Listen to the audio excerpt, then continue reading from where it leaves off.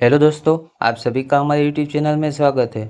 आज हम बात करने वाले हैं बैंक निफ्टी के बारे में। उससे पहले हम बात करेंगे, आज मार्केट बंद होते होते यहाँ पे हमें गिरावट देखने को मिली है। निफ्टी में एक्सपायरी की वजह से हमें निफ्टी और बैंक निफ्टी दोनों में बाजार दोपहर के बाद हमें गिरावट देखने को मिली है।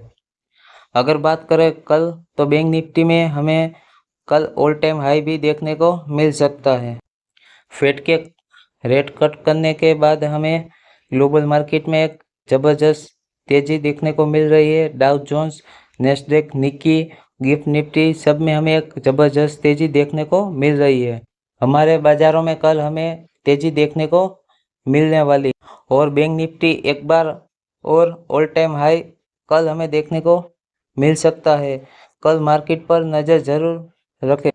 अगर आपको हमारा वीडियो अच्छा लगा है तो वीडियो को लाइक ज़रूर कर देना और साथों साथ सब्सक्राइब ज़रूर कर देना।